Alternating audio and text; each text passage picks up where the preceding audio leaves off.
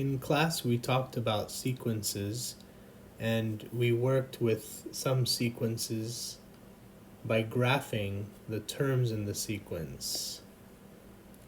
And we used Desmos for that. The instructions here in activity 8.1.2 are having you use a TI-84, but we find that Desmos is a lot easier to use. So later in this series of videos, I'm going to demonstrate how to use Desmos to graph a sequence. It's going to involve making a table in Desmos. And we're always comparing the terms of the sequence to a formula if we can find one. We can't always find one, or sometimes it's really hard to find one, but for the purposes of this section, there will usually be a noticeable pattern. For example, in class for part B, the pattern we noticed was that it was 1 over n, or 1 over x. In other words, the sequence was given as 1 over n, which means the nth term in this sequence was 1 over n, which is the position number you're in.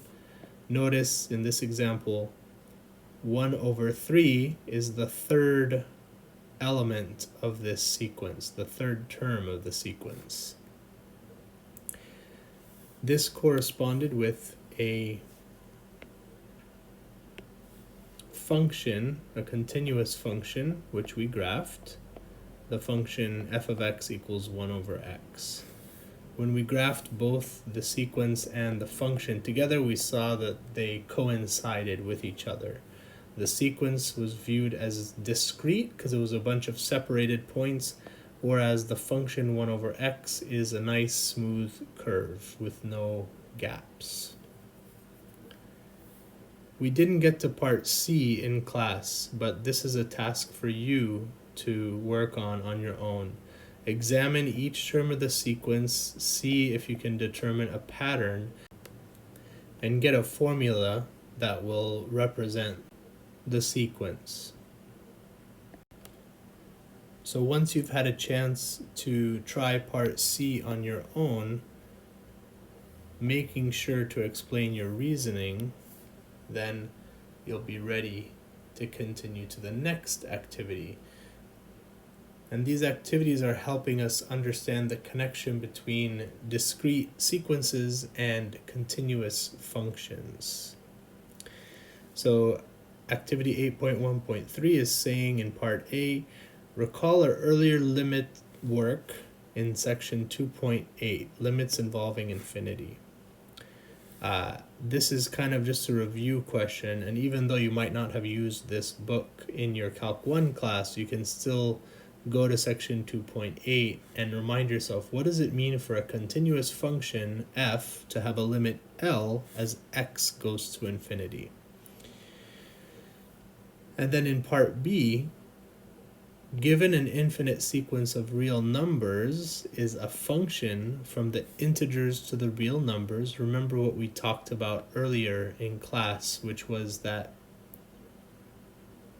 the list of numbers that makes a sequence is indexed by the integers, and the sequence itself, the terms in the sequence, can be any real number.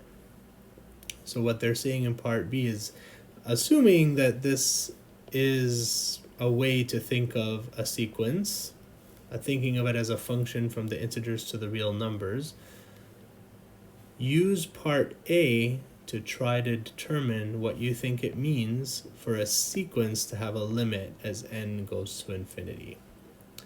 You're trying to formalize that connection between the graph and the separated points. Based on what you did in part B, determine if the sequence 1 plus n over 2 plus n has a limit as n goes to infinity. If so, what is the limit? If not, why not? Let's actually use part C as an opportunity to practice graphing things with Desmos. So I'm going to move activity 8.1.3 over, keeping the formula for the sequence visible. And we have a browser with Desmos ready to go. We're going to remind ourselves how to do exactly this.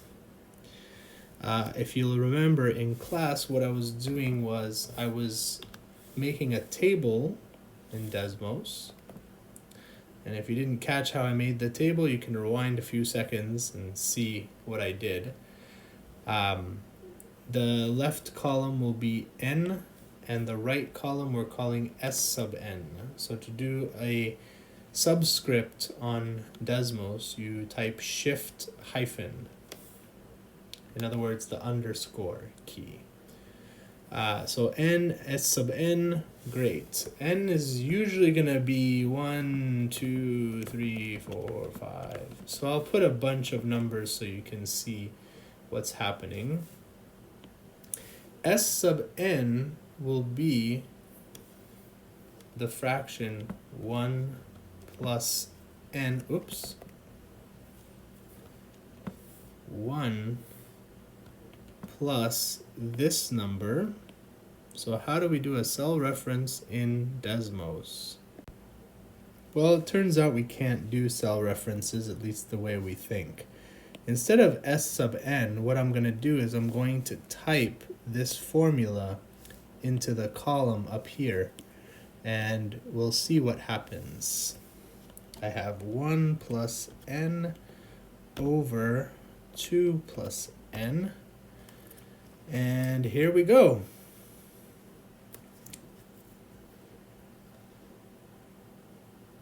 I got my table, I got my points. Now what I want to do is see what happens as I get further and further to the right. So to do this, I'm going to look at more points in my table.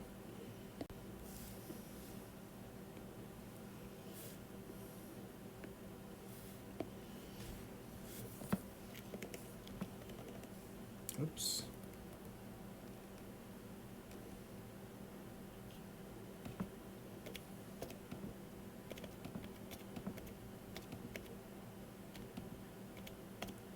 So as I keep filling these in, what do you think the sequence is approaching, if anything? So take a moment to pause the video and say what you think is happening.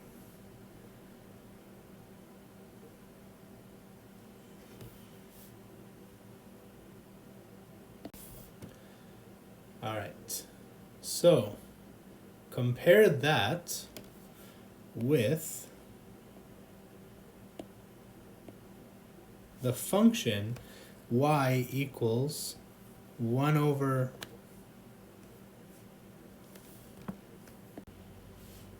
I mean 1 plus x over 2 plus x. Again, notice that this continuous function that was just graphed coincides exactly with these separated points that represent terms of the sequence. The y values of these green points represent terms in the sequence. Okay, so with that in mind, again, for activity 8.1.3, you're looking up in an old section of this textbook what it means for a continuous function f to have a limit L as x goes to infinity. And then you're trying to connect this idea of a curve and a bunch of separated points that are on that curve. So try to express that idea in your own words to answer part B. And then part C, what do you think the sequence is tending toward, if anything? If it is converging to something, give us the limit. If it doesn't converge, explain why you think it doesn't converge.